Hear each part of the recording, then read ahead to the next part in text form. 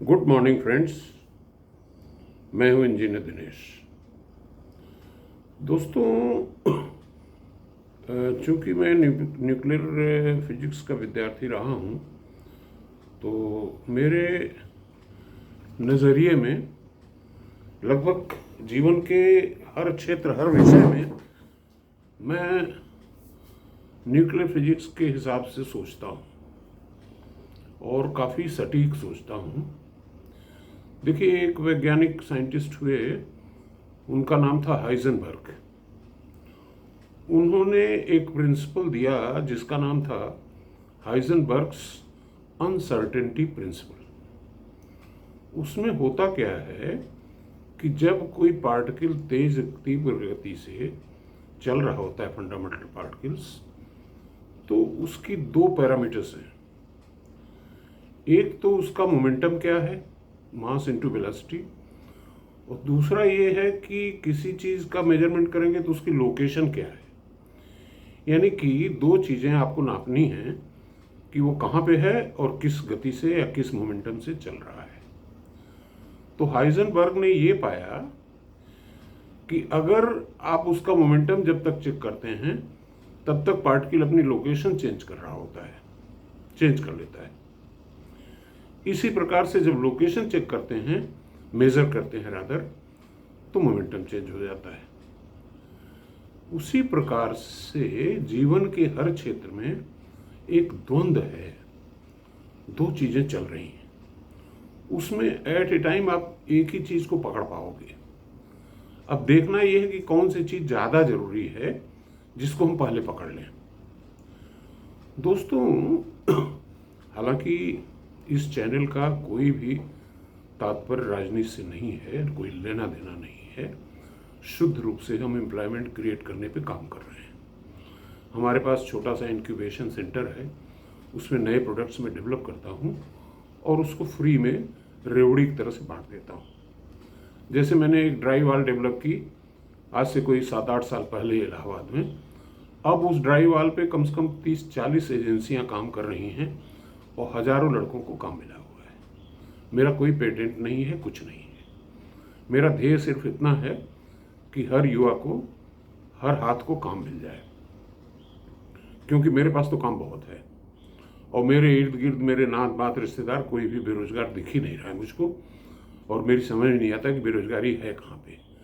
मेरे घर में, मेरे परिवार में, अगर संयुक्त परिवार जो पहले था उसको देखा जाए तो कम से कम 100 लोगों का परिवार है, उसमें एक भी आदमी खाली नहीं है, कुछ न कुछ कर ही रहा है। खाली सिर्फ वो होगा जो शायद आईएएस की तैयारी कर रहा होगा, लेकिन उसमें भी अब कोई नहीं बचा है। बहरहाल, तो मैं मुख्य बिंदु पे आना चाहता हूं कि हाइजेनबर्ग के हिसाब से जब हम अपने जॉब्स को देखते हैं तो दो चीज़ें हैं। बड़ा दुर्भाग्य है कि दो चीज़ें ये हैं कि हमारे पास जॉब जो हैं उसका हम बंटवारा कैसे करें आरक्षित और अनारक्षित वर्ग के बीच में, जिसके संदर्भ में पार्लियामेंट में भी डिबेट हो रही कि जातिगत जनगणना की जाए, जिसकी जितनी भागीदारी उसकी इतनी हिस्सेदारी।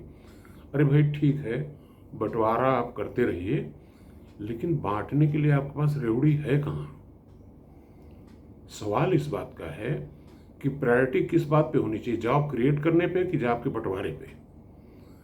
जब जॉब क्रिएट ही नहीं करोगे, शून्य बटा सन्नाटा हो जाओगे, तो बांटोगे क्या। मेरे हिसाब से प्रायोरिटी जॉब क्रिएशन की होनी चाहिए। दूसरी चीज़, हालांकि फिर से मैं आपको वार्न कर रहा हूं कि ये इसको कदापि राजनीतिक भावना से न लें।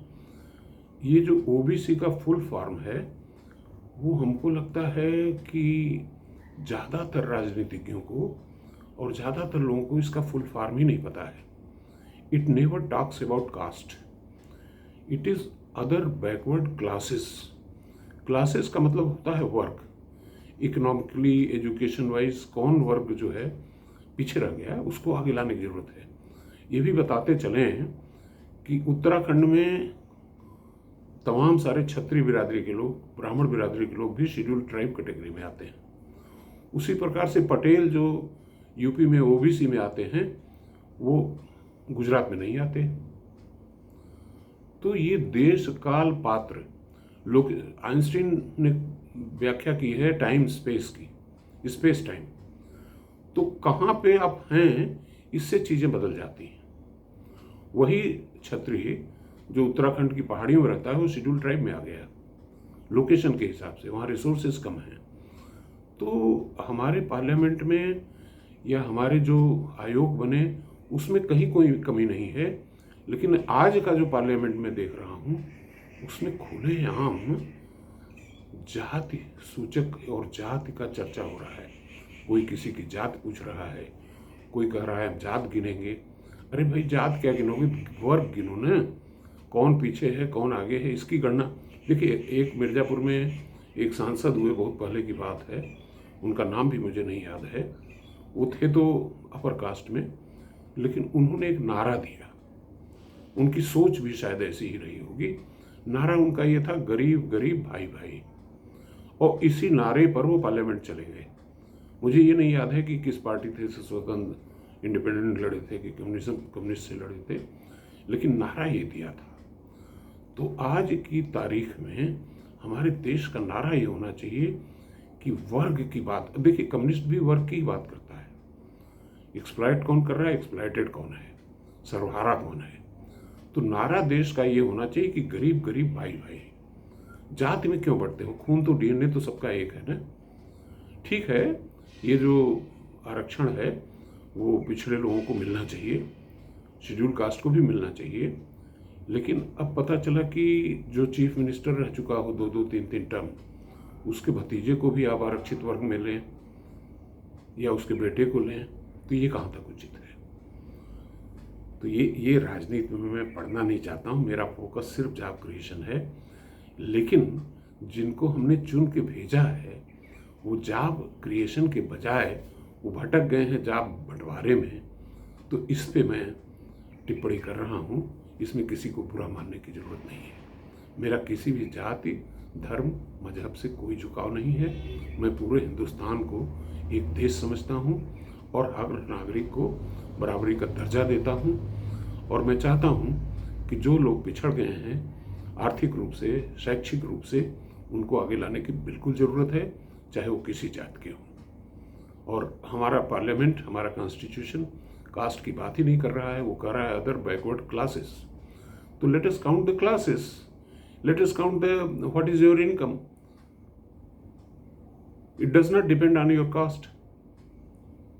भाई तमाम आप देखते होंगे समाज में तमाम लोग, ब्राह्मण भी गरीब है, क्षत्रिय गरीब है, और शेड्यूल कास्ट के लोग कितने। मैं आपको एक छोटा सी कहानी बताता हूँ। 1971 मैं ब्राह्मण परिवार से संबंध रखता हूँ। तो मुझे जब इंजीनियरिंग में मेरा रुड़की में दाखिला हुआ तो I had to borrow some money from my neighbouring schedule caste person. अब चूंकि गांव में उस समय इनकम बहुत कम होती थी, तो उनका लड़का जो था बॉम्बे में गाड़ी चलाता था, ड्राइवर था। तो I had to borrow money from that lady who belong to schedule caste. तो ये कहना कि जाति गरीब है, नहीं, जाति नहीं गरीब है, वर्ग गरीब है। उस वर्ग के बारे में हम रेशनली जब सोचेंगे तो कहीं कोई डिस्प्यूट, कहीं कोई झगड़ा नहीं। धन्यवाद।